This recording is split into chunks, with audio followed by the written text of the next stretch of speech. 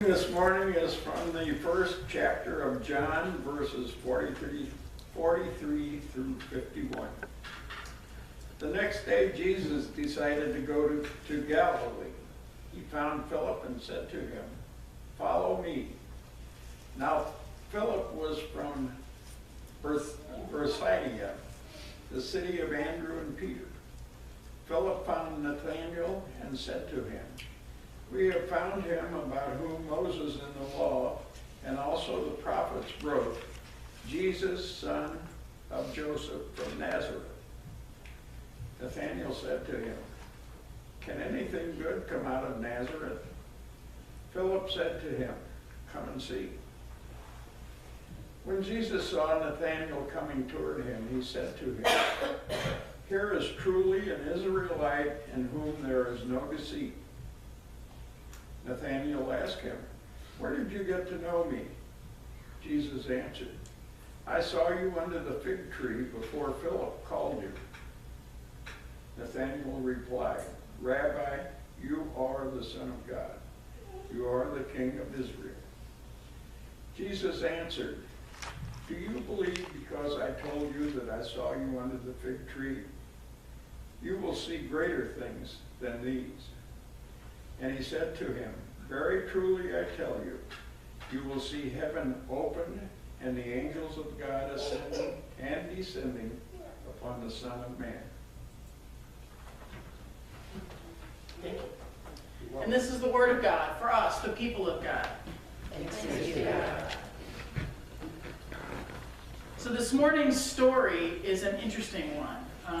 It's a really human kind of a story. Jesus. Now, you got to remember where we're at in the church year. We've had Christmas, we've had Epiphany, the wise men have come. We sort of skipped over the baptism of Jesus because it fell on the same Sunday as Epiphany.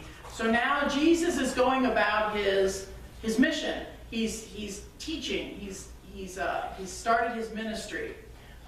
Scholars believe that Jesus was about 30 years old when he started his ministry, and so there's a big gap from Christmas till this time. But once Jesus comes out and starts his ministry, then he calls people to him. And Philip and James and Andrew and those people that are named there are his apostles. And Jesus went to them and he said, "Come and follow me." And they left their business, they left their nets. If they were fishermen, they left their families, and they followed Jesus.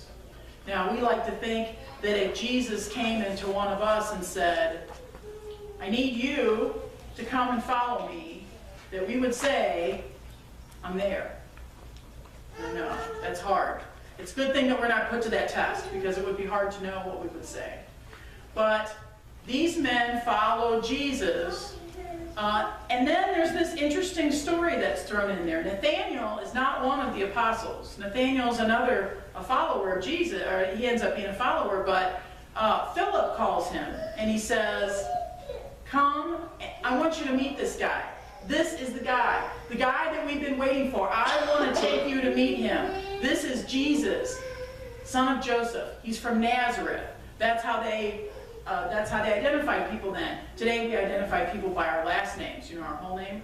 But back then they didn't use last names. It was Jesus, son of Joseph from Nazareth. That was his name. And Nathanael's response is interesting. Nathanael says, "Nazareth? What good can come from Nazareth?" Now, I don't know if you've ever been in a place where people said something like that about you. Martin and I live in Jefferson County. Jefferson County? What good can come out of Jefferson County? Right? Valley Park. What good can come out of Valley Park? Times Beach. Right? What good can come out of Times Beach? So there are lots, Missouri, people might say. What good can come out of Missouri? And so we can sort of relate to that idea. But Nathanael goes and he meets Jesus, and Jesus said, "I know you. I know you." And he shows Nathanael that he knows him. And Nathanael said, "Well, how do you know me?" And Jesus told him how he knew him. He knew him because he was Jesus. And Nathanael is overcome by this, "Oh my gosh, you really are the guy." And I'm there, I'm with you. And Jesus says, just wait. Just wait to see what happens. Now that's a cool story. And it's, you know, it's a story about Jesus, and it's showing how he's getting his apostles and his disciples. But there's more to that story for us. Because look at what's happening in that story. The believer, Philip, is going out to somebody who doesn't know Jesus and saying, come here, there's somebody I want you to meet. And the response that he gets is that, oh, yes, I'm coming. Let me meet this wonderful person you saw. His response instead is, I don't need that. There can't be anything good there. What does that story mean for us? We are the apostles. We are the followers of Jesus. We have said, yes, I'm following Jesus. That's why we're here this morning on Sunday, when we'd rather probably still be tucked into bed somewhere nice and warm. We are followers of Jesus. Our job is to be like Philip and to go out and say, hey, there's somebody I want you to meet. And the response that we get is the same response that Philip got. There ain't anything in a church that I need to see. How many times have you heard that kind of thing from somebody? When you said, oh, I go to this great church. And people say, religion, organized religion, that's not for me. Those people are all crooks. All they want is your money. Bunch of holy rollers, whatever. Right? You guys have heard that stuff, haven't you? That's what we face too. But notice what happens in the story. It wasn't up to Philip to make Nathanael believe. Jesus did that part. Philip's job was just to bring him there, just to invite him. Come and see who I met. Come and see who I know. I met Jesus. And Jesus is the one that we've been waiting for all this time. Jesus is the one that we've been looking for. We know people who are looking for the things that we know come from God. They're looking for a relationship with God, even if they don't really realize it. They're looking for a way to make sense of the universe. They're looking for a way to make sense of their own lives. They're looking for a reason for their existence. Why are we here? What is it that I'm supposed to do? They're looking for things to make them feel like they are at peace. People feel anxious and upset. People feel unloved and unwanted. People are looking for the strength and the love and the support that we know comes from a relationship with God. And we know that Jesus is the way to get to that relationship with God. Jesus is the one that shows us what it means to be a child of God. That's what we want to be. That's why we follow Jesus. And our job is to tell other people about it. Once we tell them and introduce them to Jesus, he's got the rest of it. We don't have to convince them. Jesus will do that. But we have a role in this. Our job is not just to sit back and wait for somebody else to do it. Our job is to take the word out. That's our job as Christians, and that's our job as United Methodists. The mission statement of the United Methodist Church is to lead people to Jesus Christ for the transformation of the world. That if we can help lead people to a knowledge of Jesus and a relationship with God, that will change the world. That's what we believe as United Methodists. That's our job, is to go out and to tell the good news to people. Not just to keep it to ourselves, because we don't want to keep it to ourselves. If we're in that relationship with God, we're excited about it. We have found what we were looking for. And it gives us the peace and the love and the security that even though things don't always go the way we would want them to, even though what we ask for isn't always granted like a genie, we know that God loves us. We know that God cares for us. We know that we have a place. And we want other people to feel that same sense of belonging that we feel. So we want to go out and tell them, but we're afraid. We're afraid because we're afraid they're going to say exactly what Nathanael did. What do I want to do that for? And we don't know how are we going to convince them? But the good news is we don't have to convince them. God will take care of that. We just have to invite them. We just have to show them where to find Jesus. Now, church isn't the only place you can find Jesus. I'm not going to say that. I don't believe that. Even on tape, I'm not going to say that. But it's a good place to find Jesus. It's a good place to find him. Because here we are surrounded with believers. Here we are surrounded with the things that make us remember what it is that we believe.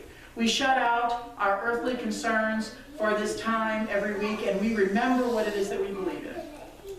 That's what the church is for. That's what the church is good at. Now, the church is good at lots of other things too, but that's one big thing that the church is good at.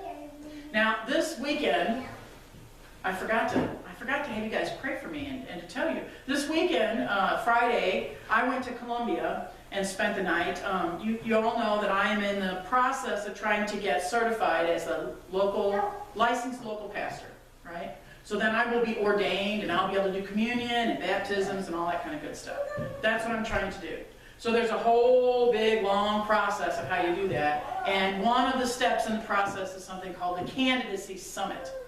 And so I went to the Candidacy Summit this weekend in Columbia, and with there were about 25 people there from around the state, around the Missouri Conference, who are looking at ways to answer the way that God calls us. Now, God calls all of us. We are all in ministry.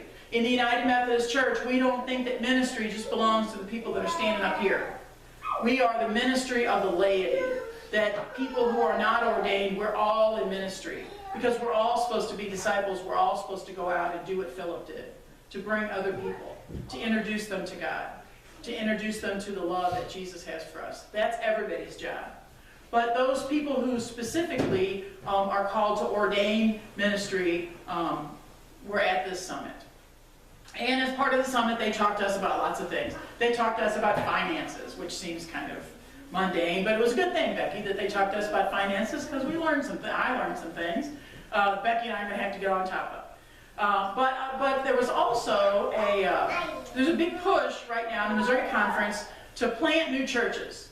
And so there's a whole office there, the Office of Congregational Excellence, and they are trying to put new churches out there. And they have identified 15 places in the Missouri Conference, in the state of Missouri, where there's a need for a church.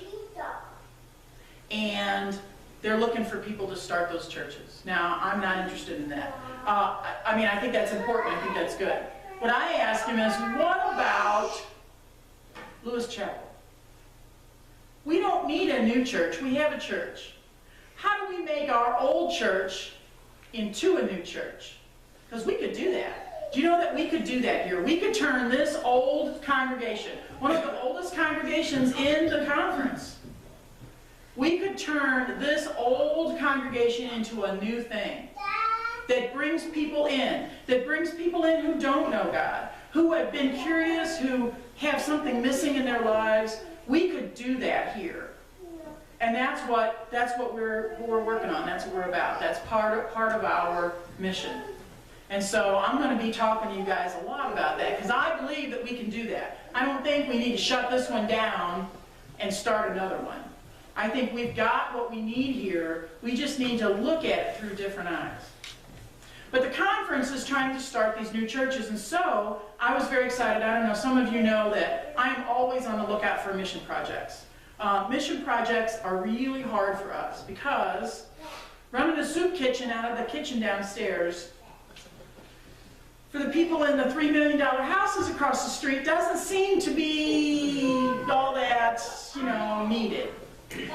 Same thing with the food pantry. Now, we can gather up food and send it to the food pantry. We do. Bud brought the little newsletter from the Circle of Concern, and we've done that before. But there were 11 of us last week. This week we got a little bit more. Weather's better. People aren't sick. But, our little 2 bags of food that we send in doesn't seem like much. We could go and build houses for Habitat for Humanity. And we could do that, but there are a lot of us that can't do that, right? And so how do we do mission? One of the ways that we have done mission here is by our prayer shawls. Because we can do that. We can all pray for other people. And so that has been a really important and an active ministry in our church. The Heifer International, for this little church to have raised over $800 in a year in change to send is a good thing. The director, whatever he's called, of Congregational Excellence is a man named Roger Ross. He is new to the conference. He started in July. And he is working very hard to get a group of people who are trained up to go out and start these new churches. And what he wants to do is start a daily prayer covenant for this group that's going to start these churches. And as soon as I heard him say that, I thought, oh, that's something that we could do. We, as Lewis Chapel, could pray every day for the mission of the church. We could pray for the mission of the Missouri Conference. We can't maybe go out and build houses. We can't raise lots of food or open a soup kitchen, but we can pray. We can all do that, no matter what our age or our circumstance. We can all pray. And so I am going to challenge you and myself to join in this effort. And I have sign-ups, because you're not really in it unless you sign up, right? And so I'm going to keep one, and I'm going to sign up to do this. And I invite you to do the same thing. And if you give these to me, if you fill these out and give them to me, I will send them in to him, and then he'll put you on the list. And he'll send out updates every so often about what's going on. He said he'll send an update each month to all prayer team members, sharing the latest developments and prayer needs. If you'd ever like to be removed, you can come off. They're not trying to keep you forever, and they're not sending your list to some salesman. But they are asking, your commitment would involve bringing before the Lord each day the work of starting new churches and transforming existing churches, that's us, to make new and deeper disciples of Jesus who changed the world. And so this morning, I ask you, not just will you follow, but who will you bring? And so this is a way for us to bring other people into a relationship with God through a knowledge of Jesus Christ, through the work of the United Methodist Church. And so I encourage you to take one of these and to give it to me, and to commit to praying for that work of bringing people to Jesus Christ.